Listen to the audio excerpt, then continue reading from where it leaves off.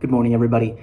My name is Noah, and I'm here to bring you today's CPI morning message. Now, I thought for today's message, we might talk a little bit about the attitude that revolutionaries should have towards the masses of the people. Now, we know that people like Mao said that, the masses are the real heroes, and we ourselves are childish. We know that people like Huey P. Newton said that a revolutionary should be high on the people.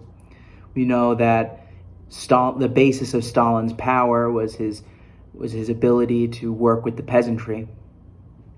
But what we don't often talk about is the sort of condescension that I think often people who have acquired class consciousness, especially in the West, tend to have towards people who they view as backwards, people who haven't developed the scientific socialist thought that we try and cultivate as Marxists.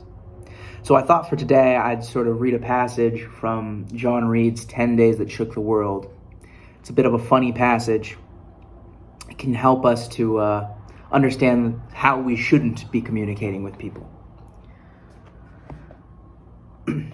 A tall young man with a supercilious expression, dressed in a uniform of a student, was leading the attack. "You realize, I presume," he said insolently, "that by taking up arms against your brothers, you are making yourselves the tools of murderers and traitors." "Now, brother," answered the soldier earnestly, "you don't understand. There are two classes. Don't you see? The proletariat and the bourgeoisie. "Oh, I know that silly talk," broke in the student rudely. "A bunch of ignorant peasants like you hear somebody bawling a few catchwords. You don't understand what they mean. You just catch them like a lot of parrots." The crowd laughed.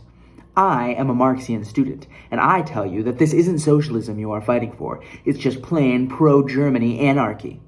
"Oh, yes, I know," answered the soldier, with sweat dripping from his brow. "You are an educated man. That is easy to see. And I am but a simple man. But it seems to me, I suppose," interrupted the other contemptuously, "that you believe Lenin is a real friend of the proletariat."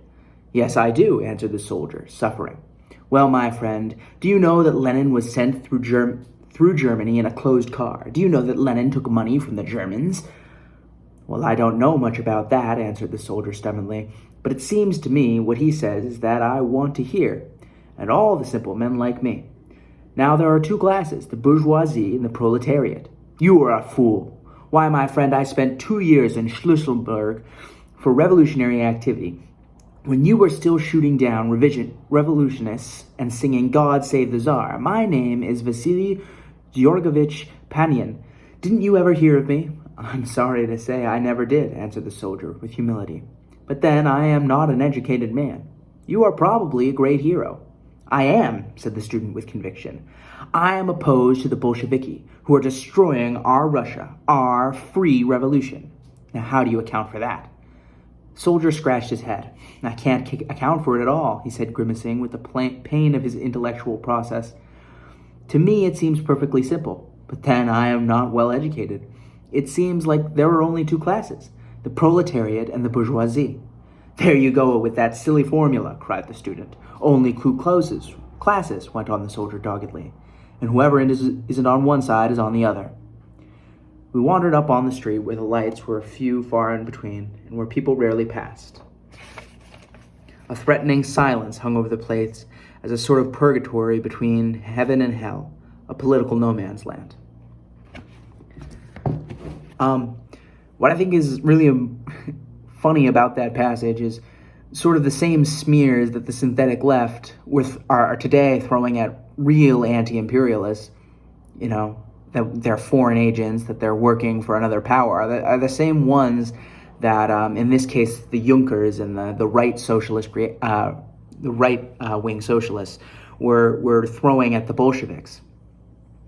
And you notice that those same intellectuals today still have the same attitudes towards the masses, who, when they begin to develop consciousness and lift themselves up, when they begin to study, even if they do have in the beginning a simplistic interpretation, it's not enough for them to have the correct line. They have to be perfect. They have to have studied abroad and learned socialism from these institutionalized figures. And we can see obviously that that is wrong, and we can see why the right socialist, the right-wing socialists and the Mensheviki did not take power. It was the Bolsheviks, because the Bolsheviks had real, authentic power amongst the people, because the Bolsheviks committed themselves to struggle, and they committed themselves to knowing the people, to going out amongst the people and talking to them and educating them and forming their line on the basis of what people actually cared about.